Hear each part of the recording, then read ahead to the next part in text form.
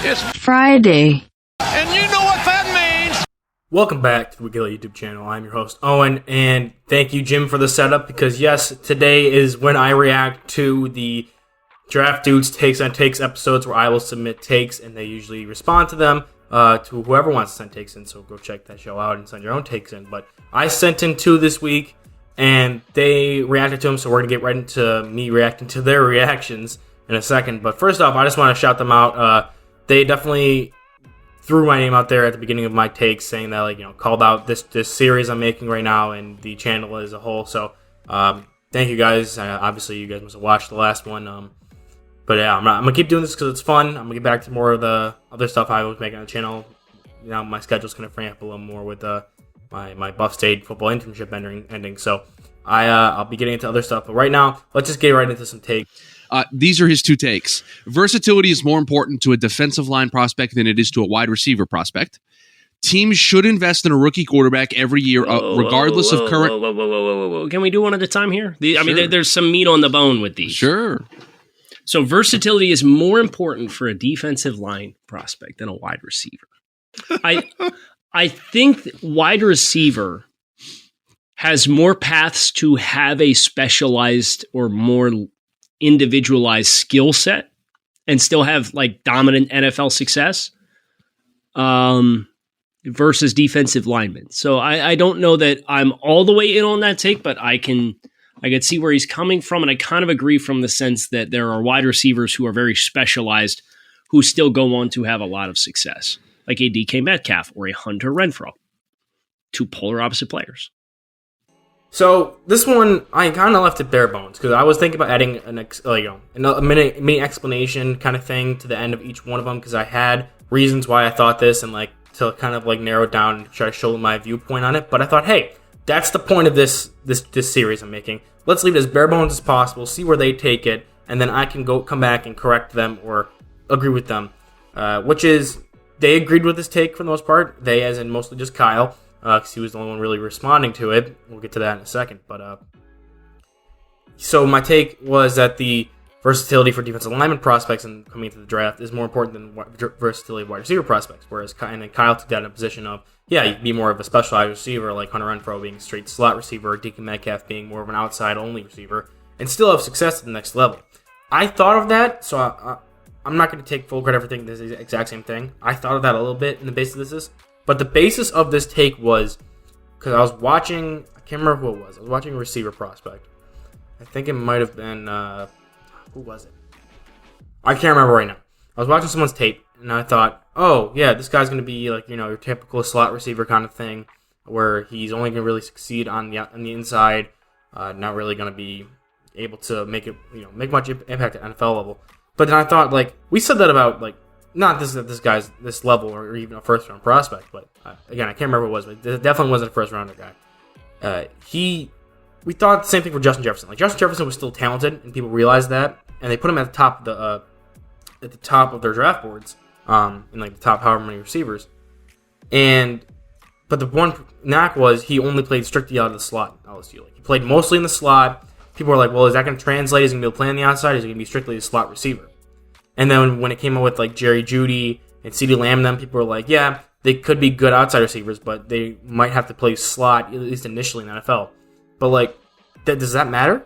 You've seen so many times where you can scheme it where outside receivers can be off the line of scrimmage and have a free release because corners don't want to sit there and wait for them to come off right away, or they'll be able to take an inside release super easily without avoiding the jam. You don't have to be these big giant dudes who play on the outside. You can be schemed up to avoid press. We've seen guys who have played mostly in the college football ranks and who also were projected to play only in the slot in the NFL come out and still be impact players on the outside. Like Justin Jefferson was the key one I was thinking of. It's like he played mostly in the slot in LSU. People were like, does that mean he's only going to project to the slot in the NFL? No, he's one of the most dominant wide receivers in the past decade or so, even probably further. So, I mean, that, and I thought on the reverse side with the defensive lineman, why I threw that in there, it was because I know I was talking about Saiki Ika, however his name is pronounced, with Nick from the Gridiron Heroics and PFF that I work with.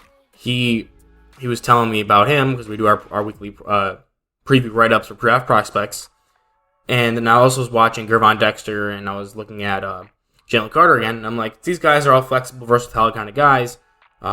Ika has some more of that, explosiveness, whereas the other two guys have more versatility. But these guys can play the nose. Oh, no, I was also watching, when I thought of this take, I was watching, what's his name? From Clemson, Davis. Tyler Davis from Clemson. I was watching him, and he was able to line up in a zero technique in the nose and blow back centers with his off the ball. Like, if you can line up in several positions at D lineman, it's much more valuable than if you're like, maybe he's just an outside guy, or maybe, he's just a slot guy as a wide receiver. Because you can be schemed up. Like, guys who perceive to be outside guys as wide receivers can be moved into the slot and run up, do a up the seam kind of play. Same thing, reverse with the slots.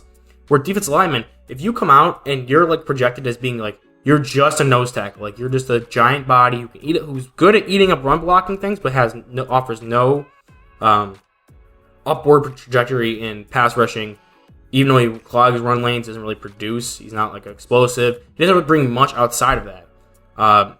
So if he's good at just clogging up lanes, or maybe even just being a run stopper, he's going to be a super late round pick and be on and off rosters depending on how much they value that. Whereas receivers, if he's just seen as just a slot guy, those guys will be rostered. Those guys will be sought after because slot receiver is a very important position. So I was thinking more, or like if you're just solely like a super lightweight pass rush specialist on the edge, and you're not able to reduce inside and get, protect the edge, seal the edge, run defense, stuff like that, or play with any kind of power. So only some teams will value that. So you may not even be drafted, or you're going to have to add weight, or you're going to have to change up your play style in some way or form to be able to make a roster consistently. So that was the basis of that take.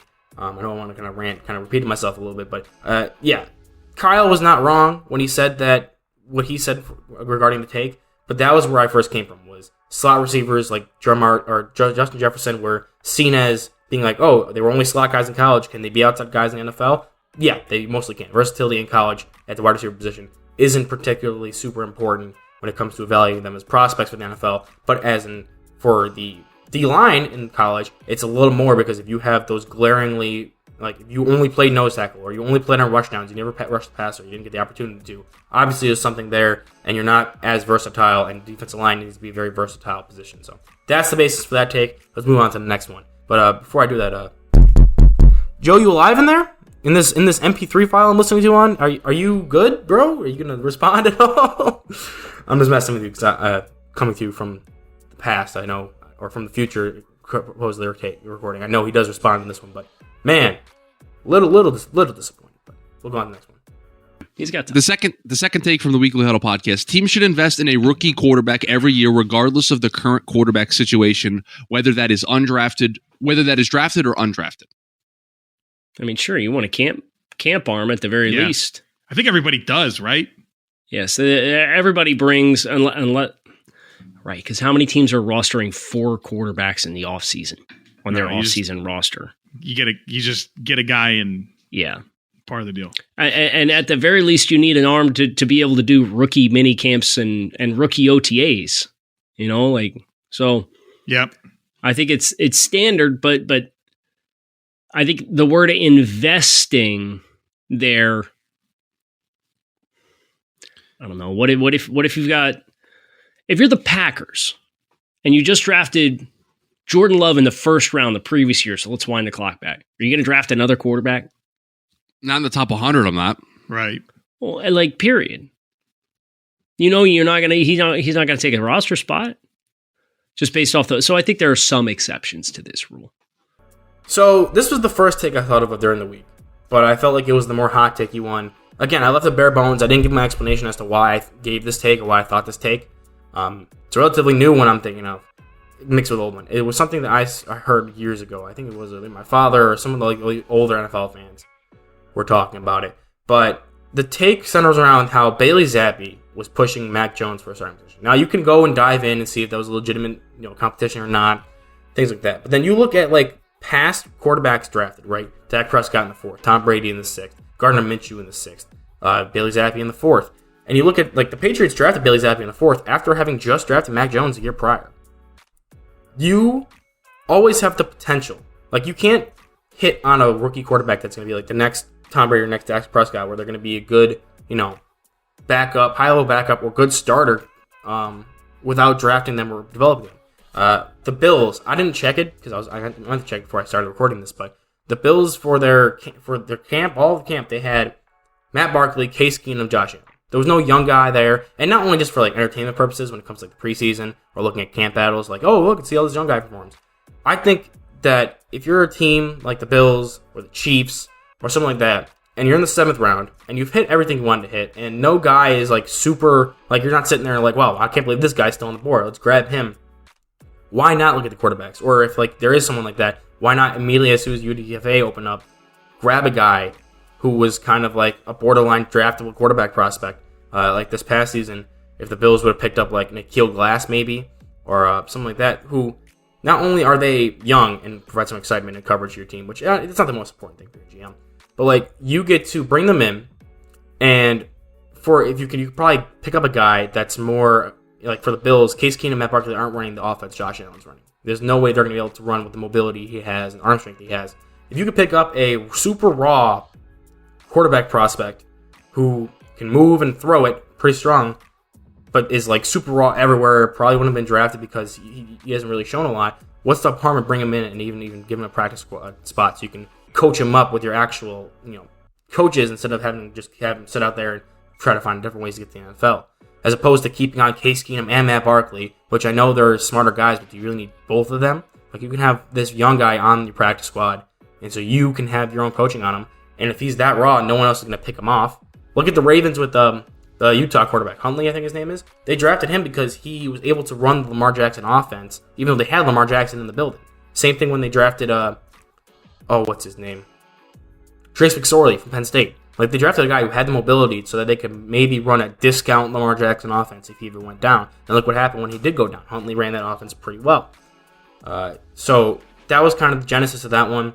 So the Bailey Zappi controversy and the fact that you could bring in rookie quarterbacks and try to develop them and to run the offense you want to run, maybe not to the most effectiveness, how effective your starter is, but like you can bring in your type of quarterback and mold them in your vision. And if you still have that stud quarterback, like the Bills brought in a mobile quarterback who's super raw, maybe doesn't have as strong of arm as Josh Allen, but a strongish arm, but you can run the Josh Allen offense kind of, not have that big of a fall off, then he comes out and maybe in the preseason, or if Josh Allen gets sits for a Week 17 game or something, and he goes off, or Josh Allen, God forbid, gets hurt. I don't know why I keep picking him, but if something happens where that guy has to come in and plays, and he actually goes off and looks like a good quarterback prospect because you've been coaching him up, then you could always just flip that guy for another pick because quarterbacks have an inflated market. So a team like, I don't know who, like the Commanders or the Colts or something like that, they want a quarterback, and you have this young guy who you've molded through your coaching, who you're not going to have him on there, and you're offered like a 3rd round pick for him. Why wouldn't you take that? Especially if you only invested a 7th or an undrafted contract to him. That was the purpose of that. Even if you have a solid quarterback set, like you're not worried about your starter or even your backup, bring in a young guy who matches the skill set of your starter, so that way they can run your offense in the next few years if they have to in the pinch, as opposed to like these game managing guys, which are good to have around. But I think that if you can get those backups to be good mentally while also having the physical skill set you covet in a quarterback prospect, even if not as talented as the starter, that'd be good. And then you can always flip them for better picks if they do have to come in and eventually show out and you're still sold on your starting guy. So you're never going to hit on the next Tom Brady or Dak Prescott without trying to bring in a young guy. And it's just recycling old school or old backups that are circling on league journeyman. So that was the basis of that take. Joe finally came in and gave his opinion on this. That's why I use the term investing, because it is an investment if you take a quarterback like that and still on my practice squad, try to coach him up. I just personally think that's the better idea. Instead of having like a Davis Webb or something like that on your Bills practice squad, why not have a guy who maybe even is like a D2 dude who's more mobile and something like that, like they tried to do with Tyree Jackson a couple years ago. So that was that basically that take. I think my takes got semi-accepted. The second one, not as much as the first one, but I'm pretty proud. The last few ones I've done, even though I think I was sound in my take integrity for those, they didn't so much agree, and they didn't agree on that. So I'm glad I was able to have some agreements with the draft dudes on my takes, as well as still being ones that I personally believe in. So that's it for this week. Keep on a lookout for our next episode of the podcast, and also I might be doing a film breakdown of a specific NFL player because he's coming back soon. So I'm going to get into both of those sometime soon. But for right now, that's it for me today. Go ahead and subscribe, hit the like button, and I'll see you guys at least in the latest next week Friday.